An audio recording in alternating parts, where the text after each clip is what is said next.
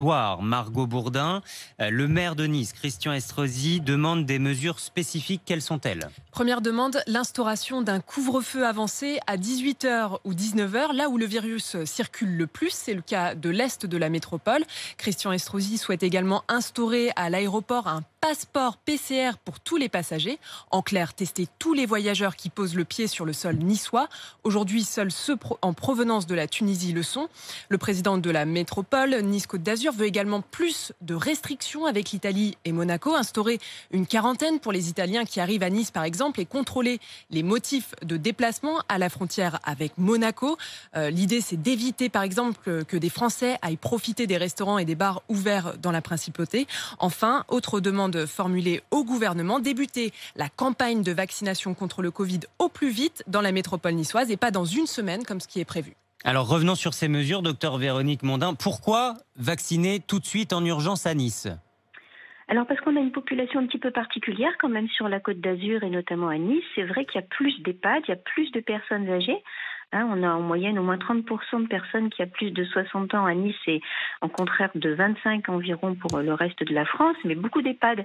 Et donc ça paraît un peu légitime puisque c'est les premières personnes cibles et victimes de la maladie d'essayer de mettre en place une vaccination la plus rapide possible. On sait qu'il y a eu beaucoup de clusters dans les EHPAD et que les victimes de la Covid ont en moyenne 82 ans au moment de leur décès. Donc vous mettez la pression pour que dès que les doses arrivent, ça aille en priorité dans les départements comme le vôtre où on trouve plus de personnes âgées qu'ailleurs. Absolument, absolument. Alors ensuite, les mesures dans les aéroports, parce que c'est vrai que le trafic a repris. Je crois qu'on est passé de 20 vols à 120 vols par jour à l'aéroport de Nice et personne n'est testé à l'atterrissage. Alors ça, c'est vraiment une constatation très importante parce qu'on sait quand même que la Covid est liée à l'hypermobilité qui caractérise notre société aujourd'hui. Et effectivement, il y avait essentiellement les vols en provenance de Tunisie où des recommandations étaient de tester les personnes. C'est pas logique en fait. Si on veut vraiment protéger une région qui est très sensible parce que beaucoup de touristes viennent ici, il faut absolument que les mesures soient prises pour tout le monde. Ça, c'est fondamental.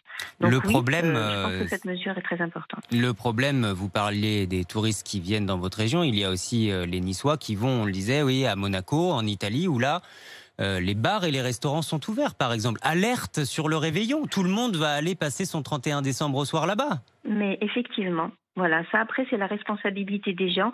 Il faut comprendre que c'est un petit peu dommage de jouer au chat à la souris. Malheureusement, on est dans une société où il faut que tout le monde soit solidaire si on veut que les résultats se fassent sentir à l'échelle de la santé publique.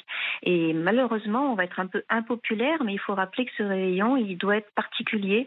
Il faut essayer vraiment de ne pas s'exposer, de ne pas se contaminer, parce que quand on va rentrer de sa fête, on va forcément le diffuser autour de soi. Et malheureusement, les services hospitaliers vont être ensuite pleins de personnes fragiles qu'il va falloir soigner dans de grandes difficultés, encore une fois, de ressources.